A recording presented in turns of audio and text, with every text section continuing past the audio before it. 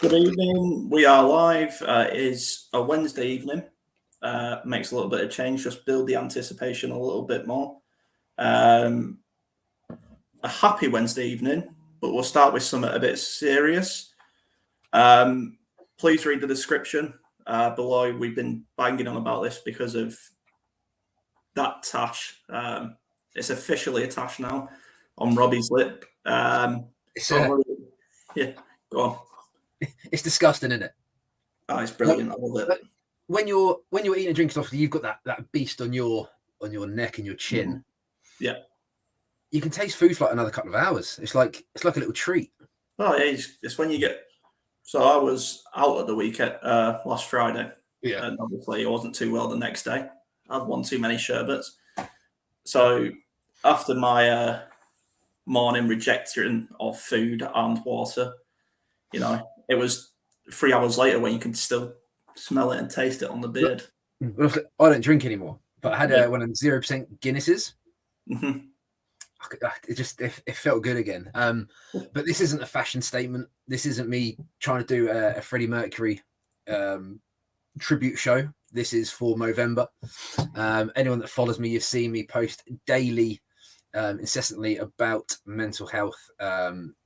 Starting with Movember because that's the cause, and then we're kind of just looking to promote mental health awareness, where people can go for help. Little things that I've done in the past, and obviously we had that chat a couple of weeks ago. So if anyone is struggling out there, as Harris said, we've got the links and stuff there. Just reach out. No one's ever alone. No matter how dark it is in that tunnel, there's always going to be a light there somewhere you can get to. That's great. Now, on to Sunday. Just before we come on there, I mentioned it and I tweeted it out because I'm sort of in disbelief myself. When I said the Colts by 10 and the Titans to lose out, I did not think the wrong thing about that statement would be the Colts by 10.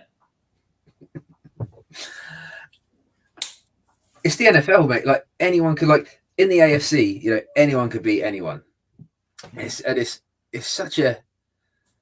I wouldn't say if it's a really rubbish standard of football this year. I don't know, because anyone can beat anyone on any given Sunday. But we were amazing. Well, our run game just absolutely floored them. They had no answers. And it's something that's been building for weeks and weeks and weeks. Like the whole of the offensive line, the whole of offense have kind of been building towards this kind of mammoth, this monster, Jonathan Taylor. And our mate Eberflus, that bend that don't break defense worked. There was spells when they were throwing it through the middle, especially in that third quarter and the fourth quarter, but more towards garbage time. But bend but don't break and get them picks. And I think it's the first game all season where everything's kind of gelled together. Mm-hmm. We'll start there. I want to start on Eberflus. As you know, he's my best mate. I've criticised this guy all season. Even in good wins that we've had, I've criticised this guy. And Sunday was the first day I was finally shut up. And wasn't it beautiful? Because we've both said, we want to be shut up by him. We don't want to be moaning about him. I was sat there going, okay, Matt, where the fuck have you been for the past 11 weeks or whatever it is? He must have just plugged in with his twin brother or something. Because he out-schemed Sean McDermott. As we've said plenty of times on this channel, Frank Reich and Matt Eberflus seem to get out-schemed by better coaches. Now, Sean McDermott and I can't remember the Bills' defensive coordinator name, have a pretty good rep. And Frank Reich and Matt Eberflus made them look stupid.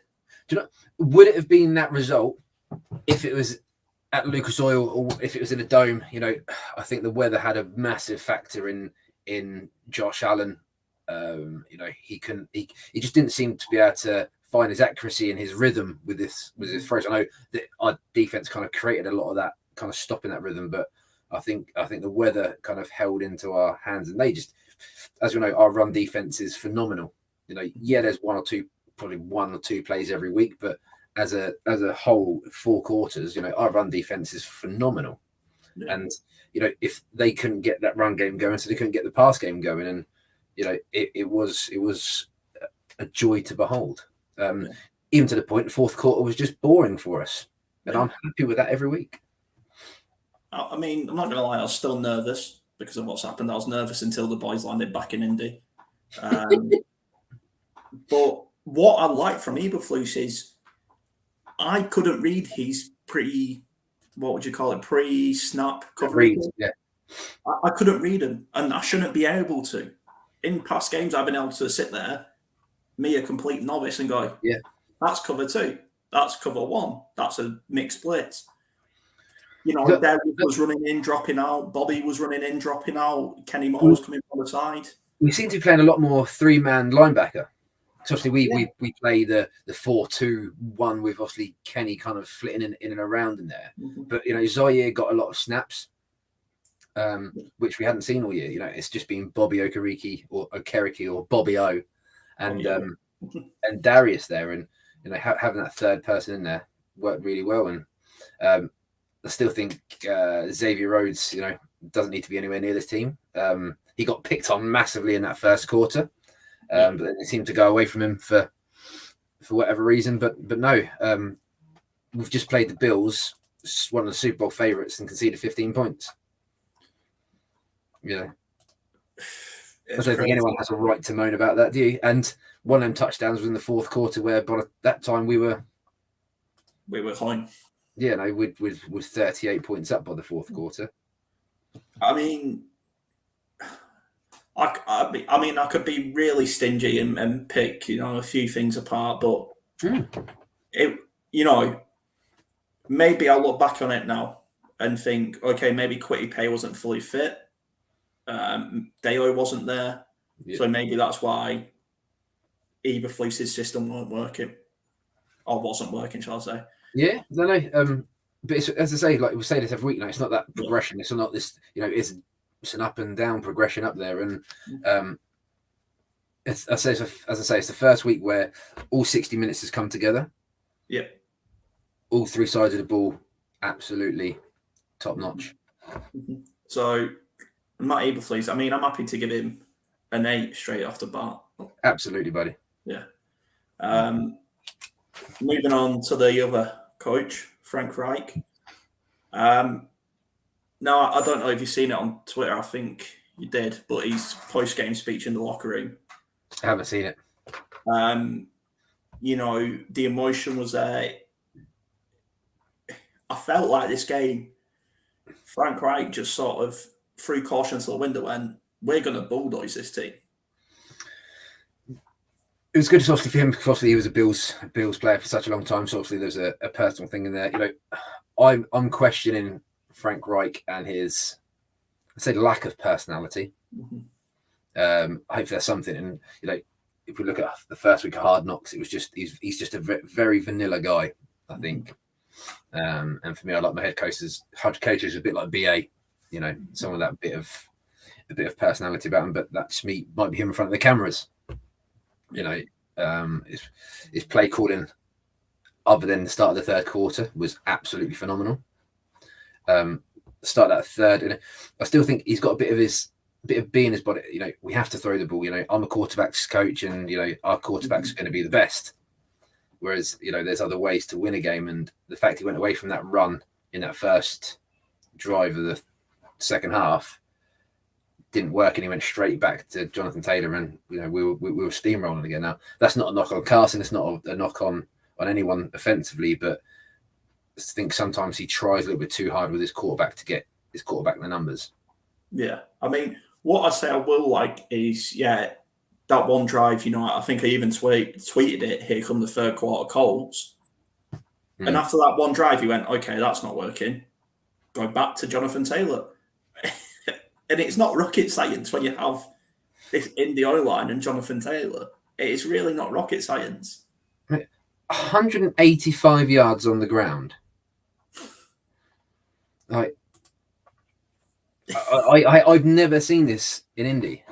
Yeah. It is.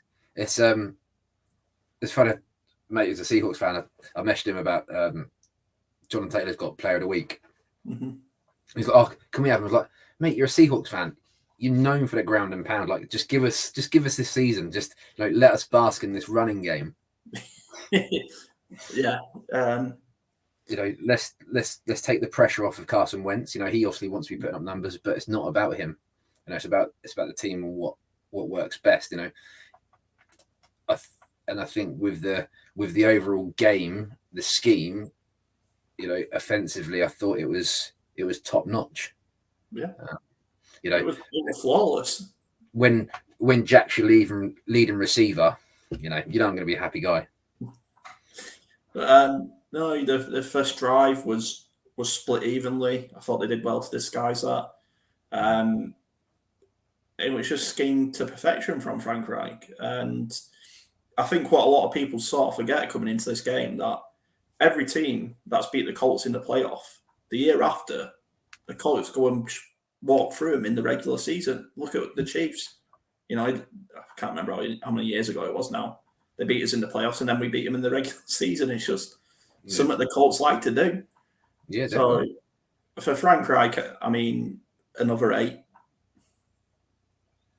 Yeah.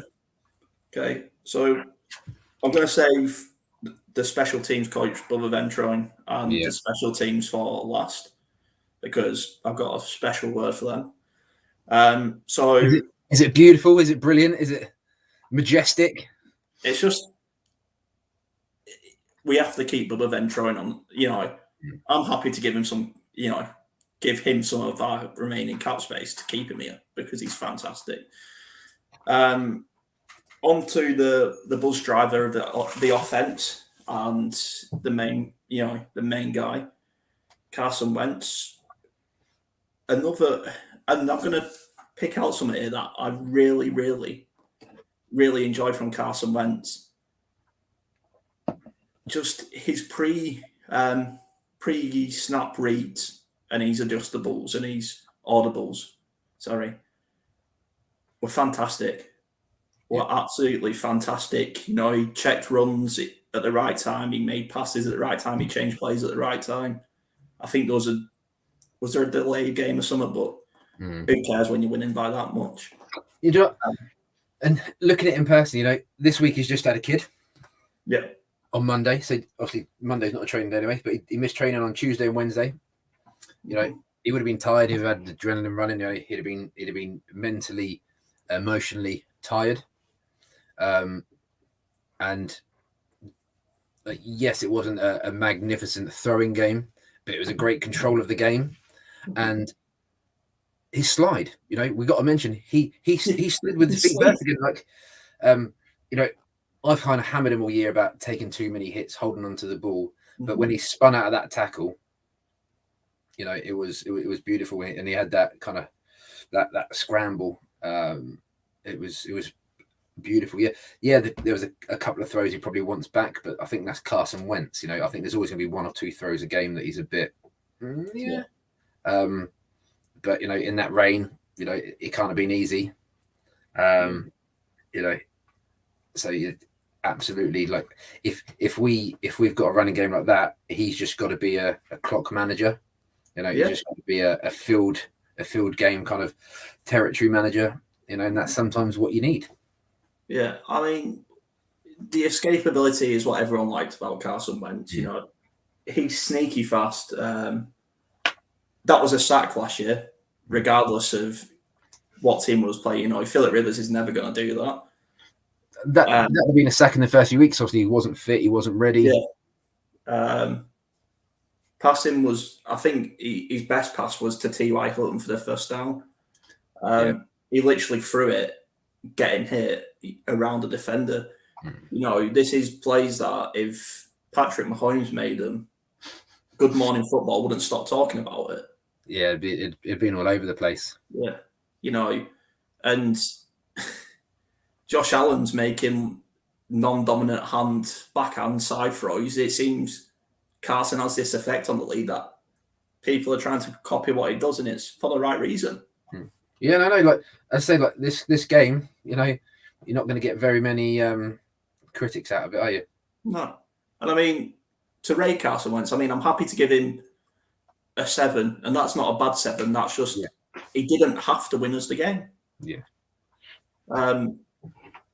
Moving on to the guys in front of Carson Wentz, the offensive line. Again, shame about Quinton, obviously taking up another knock. Mm-hmm. You know, he's taken a hell of a lot of beating this year, hasn't he? Yeah. Colts like Rivers' legs would have fallen off. Rivers just would have done a Peyton Manning. It'd have felt a little tap on the shoulder. It'd have just gone down. He would have done a Peyton and Eli, just go down. But I don't mind that in a quarterback. I really don't. You know, yes, it's great to see that kind of escapability, that kind of rugged, that toughness. But it's, as I've said before, it's that fine line between taking a hit, just getting rid of it, and you know, he found the space and it was beautiful. But I agree with the 7. You know, I think when you go to the kind of 8s, 9s, 10s, they're the game changers. They're the ones that have a full-on impact of the game. Yeah. And I mean, I'm just going to call that escape play the sunshine play because it reminded me of Remember the Titans. Just ducks underneath. I like that. Yeah, when he comes on. Yeah. No, I like that.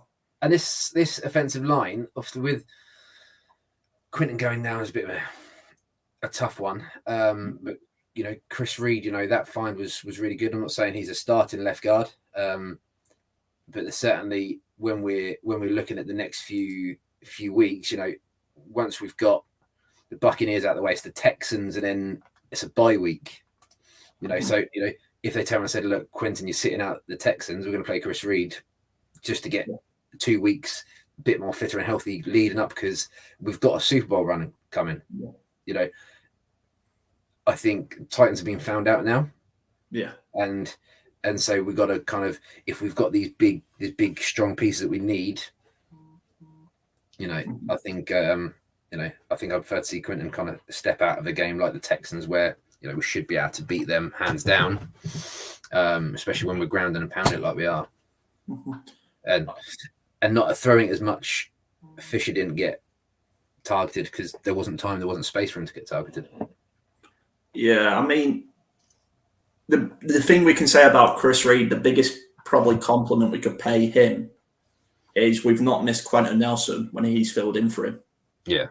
And, you know, that's not a dig on Reed. That's a massive compliment. But, yeah, for me, the O-line, pretty standard, back to form. This is what we've been waiting for all season. An 8 out of 10. Yeah, no, definitely. It's just another week of them being together, stronger, fitter. I think Ryan Kelly looked very, very strong. I think he looked assured, and we haven't seen that all season. So yeah, it's good to see. I'm going to move on to the wide receivers. Mike Pittman getting his monster catch of the game in double coverage. I can't. The throwing game, it wasn't really memorable, obviously because of the JT, but the wide receivers, the blocking, the blocking was superb, and they were there when we kind of needed them. You know, that TY first catch was phenomenal, and obviously Pittman. You know, Pascal had that one kind of run out the back. And from what I can remember, I think that was about it. I don't think Patman I can't remember him getting a catch. Granson obviously got a couple of catches, and our boy Jack. Yeah. I mean, I'm happy to give the receivers 7 because they did the job. When they needed it. Yeah. There was no real mistakes. No, not a bad 7. Just a quiet 7. Okay, next we'll get on to him. Probably the winner of the game, Jack Doyle, and the tight ends. This group, you know, someone needs to put some serious respect on how well Jack Doyle will lead a room, because he has seriously brought the talents of Mo Alley Cox and Kyle Granson up to standard, what we expect from a Colts tight end group. who are they? You know, Granson, wasn't a very high draft pick. Marley Cox was a basketball player. Jack Doyle's learned from the bottom. Mm-hmm. And my absolute love for him. He's in the ground and pound game. He does so much donkey work in the blocking game. And usually, like 9 times out of 10, he's so reliable with his hands. He's never going to be this catch and run for an extra 30, 40 yards, because that's not what he does, but he finds that space, and he's usually very, very reliable with his hands, and that's why I absolutely love him. If you need 7 yards, Jack Doyle can get it. And that's it. He's not a big wow. He's not this big kind of glitz and glamour. He's not going to write headlines, but he blocks superbly, and he's just a solid tight end. And you need those guys in your roster. Yeah, and just these guys are, essentially, Jack Doyle especially is sort of a blocking tight end wide receiver hybrid. He can block the best pass rusher, but then also go up and get it. But if you look all season on the script, the blocking's been superb. But Mo Ali's turned up when he's needed to. He's got a few touchdowns. He's been a big body presence. The last 2 weeks, Granson's had some very, very key passes to keep drives alive. Yeah, obviously, Jack's had a few catches the last few weeks, and this week being our leading receiver, it shouldn't be a thing we get accustomed to or used to. But he's got those hands when needed. When you look at what was happening to the Buffalo Bills and Dawson Knox, you're thankful for Jack Doyle. No, definitely. And I don't think Jack Doyle gets the recognition outside of Indy. But to be fair, I don't think most Indy fans even recognise how good he is. Mm-hmm. I mean, for me, the tight ends get an 8 because they are a big part of this offense. And so I want to get that hashtag Jack Doyle is God. Just one day. One day. When he lists about the Lombardi at the end of this year, but don't toy with a man's emotions. So moving on to obviously the showstopper, the show stealer, the birthday boy, the freight train, the king of running backs, Jonathan Taylor. 32 carries he had. This game goes down in history. Yeah. Goes down in history. This game will be played on highlight shows just before every draft, just before this and that, and before like big games. Every time the Colts play the Bills, this will get replayed because of Jonathan Taylor. 4 touchdowns, 180 odd yards on the ground. Was he big touchdown. Yeah. I forgot about that. Just for bands. He had like 19, 20 yards in the receiving game as well. Yeah. There's not much he can't do from a running back standpoint. He's good at, he's not the best blocker in the world, but he's good for a good run and bump. Mm-hmm. But yeah, like we've been saying it for weeks now, how he's progressed. And second year I was a bit worried he might kind of stumble a little bit, because obviously the first year he got benched for a couple of games, didn't he? Yeah. But that progression, it's just been worldly, and especially when you think, Naheem Hines got, I think it was 4 carries. Yeah. At running back, and he going into the season, we thought he was going to be the big star, obviously with the big contract.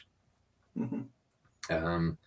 And then just as I kind of lambasted that we didn't have Marlon Max, I thought Jonathan Taylor should have been taken out a bit earlier, just because we don't want to get injuries. And totally forgot about Deion Jackson just coming in for a few snaps there. Yeah. Hines, obviously big contract. So when you get a big contract and your name's called upon, the pressure's there. Mm. When he was called upon with that, I think it was a jet sweep. Yeah. He made a lovely spin move and picked up a first. Just this running back group last year, it was running back by committee, wasn't it? As 4 running backs, they all pitched in to make a great team. Yeah. This year, Jonathan Taylor's just gone, I'm going to run for every single team in this league. And he has We've got the cart horse now. He's got more running yards than I think it's like 19 other teams. Yeah. He's got He's got more 30-plus yard runs. So he's got 6 runs over 30-plus yards. More than every other team. More than every other team in the NFL. It's insane, isn't it? Yeah. And, you know, I mean, for me, the running backs get a 10. You can't give them anything less than that because, wow. Absolutely not. Like, absolutely, like, Jonathan Taylor gets a 10, you know, just by himself. I don't know if we'll ever get another game like that again. I don't know if we'll ever see a running back get those kind of figures in Indy. I hope we do. I hope we go out the rest of the season just absolutely running the ball down people's throat. Yeah.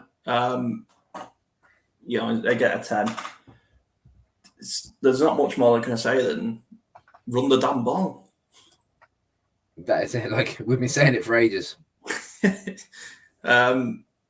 So, moving on to the defense. Defensive line, I thought, was brilliant. Got a lot of pressure. Still only coming away with 1 sack. Nearly got the forced fumble, though, if it bounced our way. Oh, yeah, no. Like, so if we've taken up any criticism, like, you know, we only got one registered sack. But when you concede 15 points against Josh Allen and the Bills, it's hard to be overcritical. Yeah, just again an 8 for me because Quitty Pay was fantastic. We're just coming alive. It feels like this defense is just starting to come alive. You know, this was the first game they played well for 4 quarters. I don't know why it's taken so long to get here, but I don't think they're having. We still haven't got that. We still haven't had that defensive line game where they've been game wreckers. No, we haven't had that. We haven't had that breakthrough game like we've had with Taylor, like we've had with Titans, like we've had with Michael Pittman. You know, like we've had bursts of Julian Blackman, we've had bursts of Kenny Moore, we've had bursts of Rocky Sin, but from the defensive line, we had Stallworth getting a couple of sacks a couple of weeks ago, but that, you know, that wasn't a dominating game by them. So, you know, if we're taking anything, you know, I still want to see more out of them. Yeah, of course. I still feel we are missing a piece there. I don't know what or where. I don't get paid enough to work that out, but got someone to do. But for me, I just felt this was the game for me. Okay, yeah, like you say, not game wreckers, but I felt the pressure Josh Allen was feeling for once. You know, I've watched games and I'm like, Lamar Jackson has ages to throw. I can't think of any quarterbacks we played in the past 11 weeks. Has plenty of time to throw. This was the first one for me where I was like, okay, where's this been all year? And there's the first time, I can remember for a long time, that the quarterback hasn't got out of the box and had a good couple of runs on us. So obviously, you know, the lines, the discipline for the lanes was good. So I just want to see that impact behind the line of scrimmage. That's what I want to see, like to have that team kind of step up. So 7? Yeah, that's exactly what I put. Yeah. Moving on. Linebackers, or the linebacking core. Zaire Franklin, you know, deserved everything he's got. Deserved the game time. Bobby O, superb. Yeah. Darius, again, just seems to be getting fitter and fitter.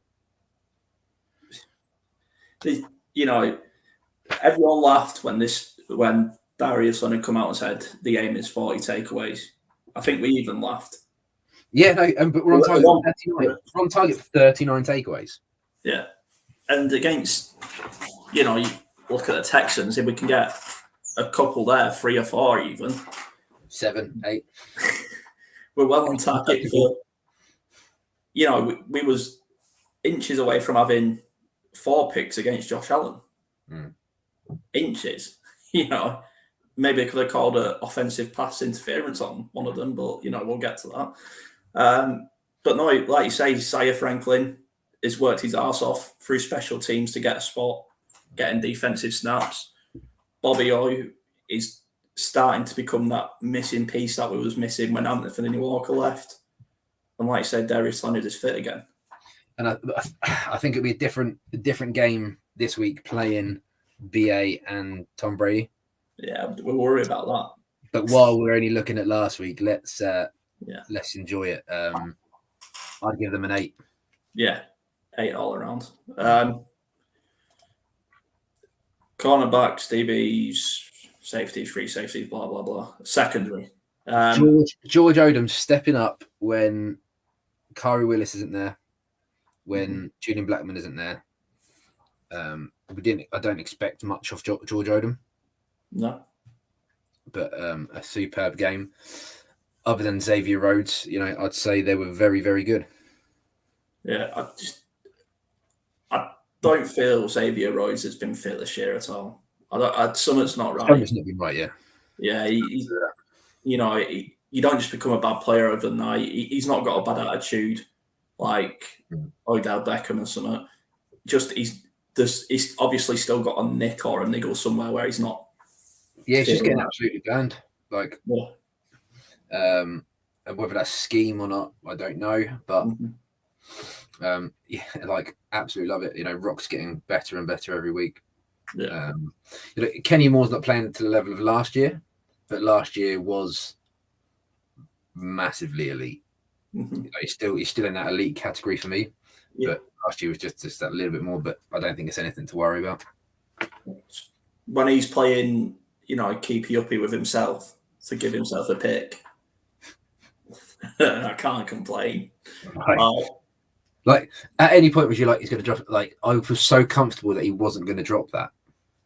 Yeah, I sort of knew he had it. Like, I felt like he was just showing off when the second or third juggle. But hey, we're in no position. Yes, we've got a winning record now, but let's kind of slow down the circus play. No, you just jump straight in. This is a freight train that's not going to be stopped. That's all I'm saying. But yeah, the secondary, it's the first time I was happy with the secondary all year, I'd say. Yeah. It's an 8. Yeah, no, definitely. Yeah. Well, again, it makes change. Like the last 2 weeks, we haven't allowed a receiver over 100 yards. We haven't allowed a runner over 80 yards. Mm-hmm. In like these, yes, one of the interceptions were Mitchell Trubisky, who was trying to push it down the field a bit, but I felt with that interception, we led them into that. Like, that's the whole thing. Bend but don't break. Give them a few kind of reads where they can get a couple of easy passes and then attack them. And it worked. Yeah. So, I mean, it just felt like a breath of fresh air on all sides of the ball. That last 10 minutes of the ball game, it's like, okay, well, I just put Red Zone on my laptop while I had the Colts game on. Yeah. Just because it was comfortable. Like, the game wasn't going anywhere. It was garbage time. We brought on Pinter. We brought on Jordan Glasgow to get snaps, and we just rested everyone. Our man Sammy Erlinger was there. Yeah, it's nice to see him mixing in good man-to-man play. It was schemed so much better than the whole of the season. So many times teams have scored one touchdown and we've reverted to this Tampa 2 bollock scheme. Just soft coverage. Yeah. Whereas it was this time we just went no and carried on. We stuck to our game plan. It was just nice. Yeah, that's all I can say. It was just such a nice win. Other than that first drive of the third quarter, it was a nice game.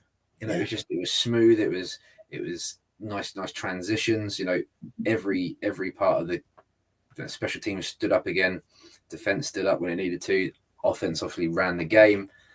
And I think nice is the word. I think nice is the word there. It wasn't a big spectacle for the TV.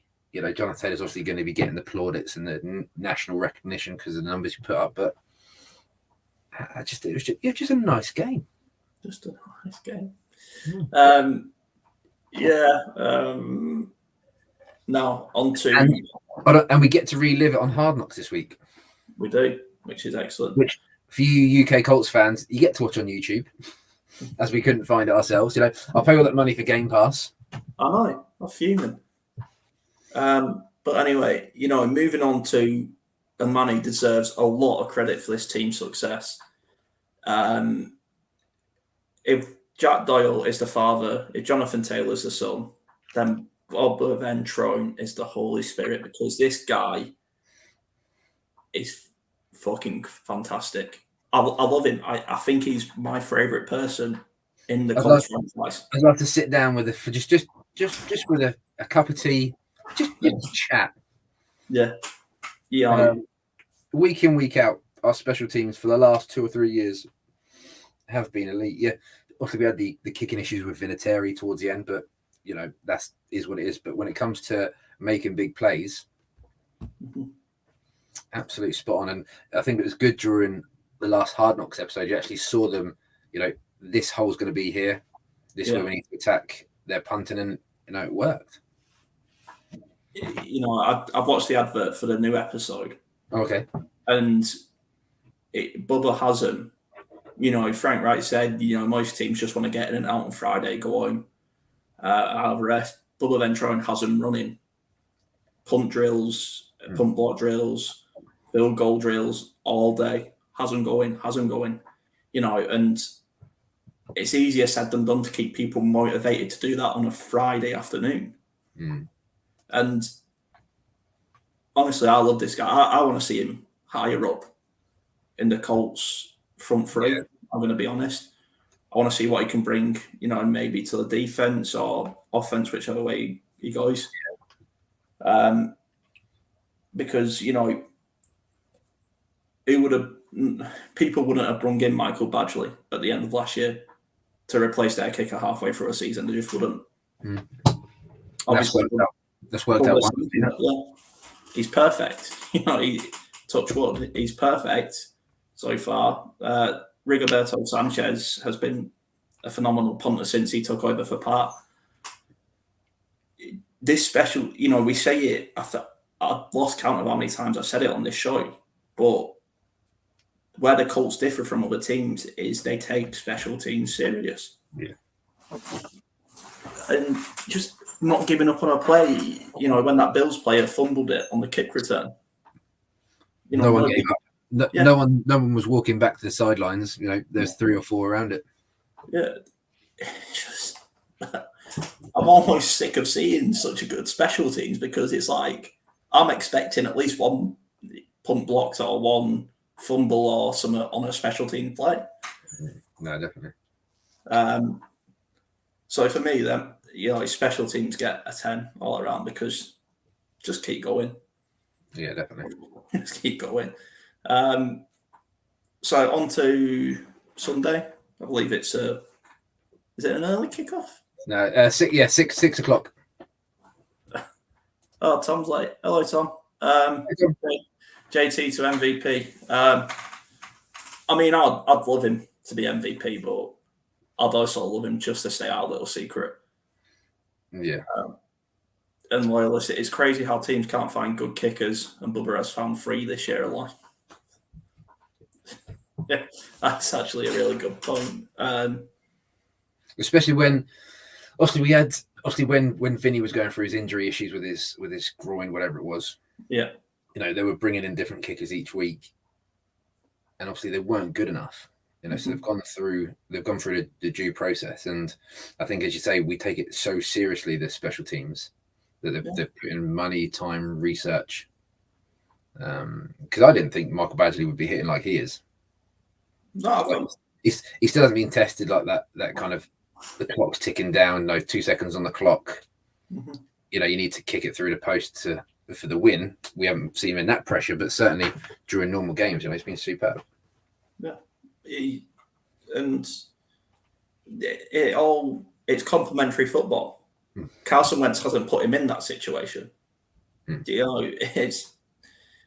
it really is complementary football. I think, you know, you look at the Bills, you know, Tyler Bass missing the one just before halftime. That's a massive momentum killer.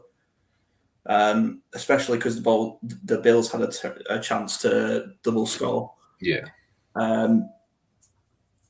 Just thank God we've got Bubba on our squad. But yeah, on to Sunday, and Tom Brady and Bruce Arians come into Lucas Oil Stadium. One is loved by Colts fans, one is hated. Sort of looking at this stretch of games, I think every Colt fan said, okay, we could at least beat either the Bills or the Bucs in between the Jets and the Texans. Yeah. We'll be happy. Yeah, we need to win, was it ideally 5, but I think 4 of the last 6.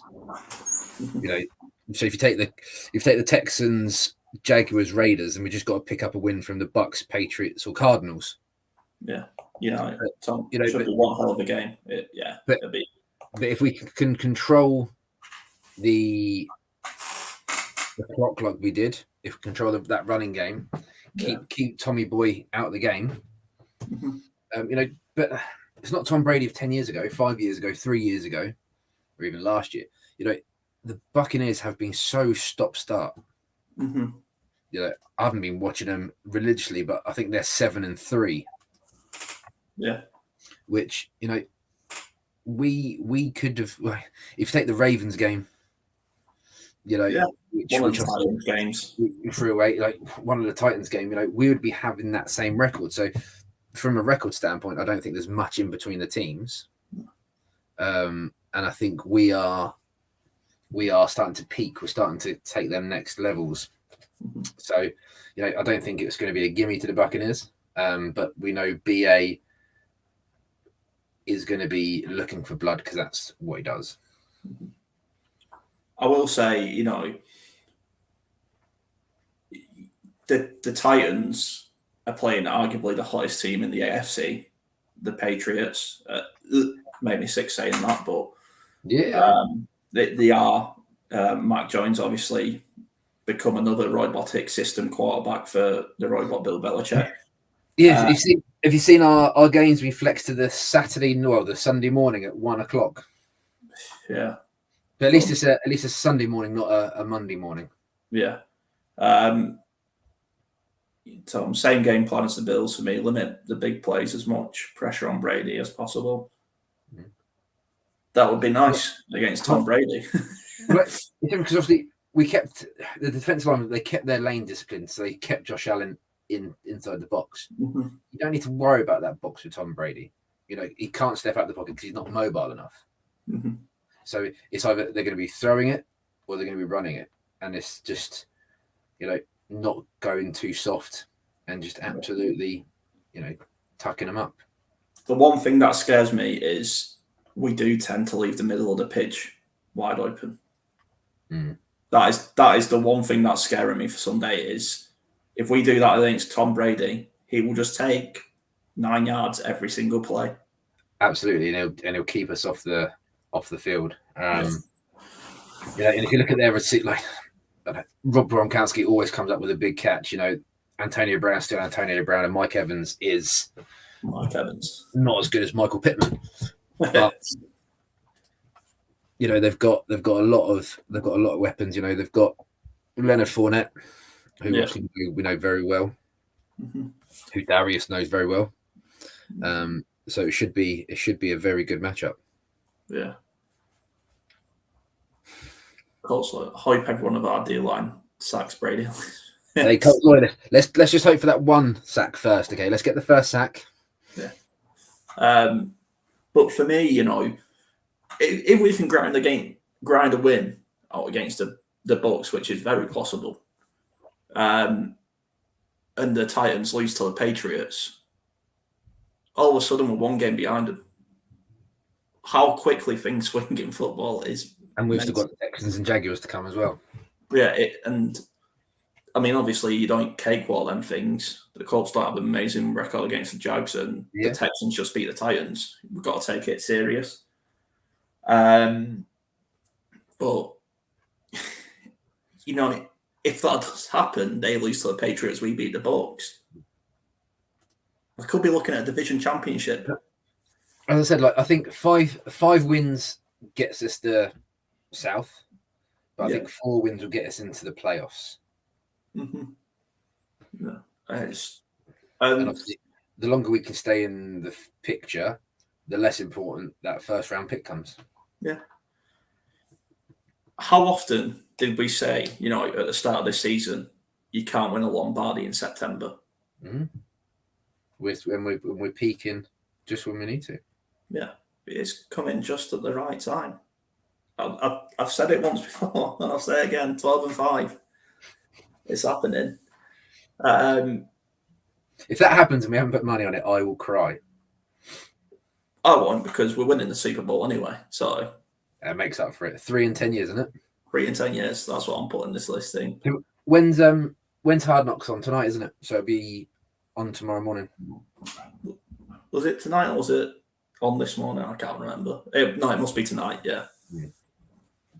Must be. But yeah, I mean, that's it for reminiscing over that game. It's a 1-0 mentality from now. Mm-hmm. Do you have anything to add? No, mate. It's just from the start of the season, kind of to where we are now.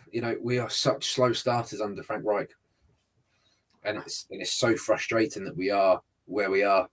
But all will be good if we, as I say, if we can get another 4 wins this season. Yeah, that makes me happy. And it might even be time for a Jack Doyle jersey. Anyway, that's all for the tonight show. Thanks for watching. Thanks for everyone for joining in. And Robbie, cheers again. Speak to you later, buddy. Speak to you later. See you all later.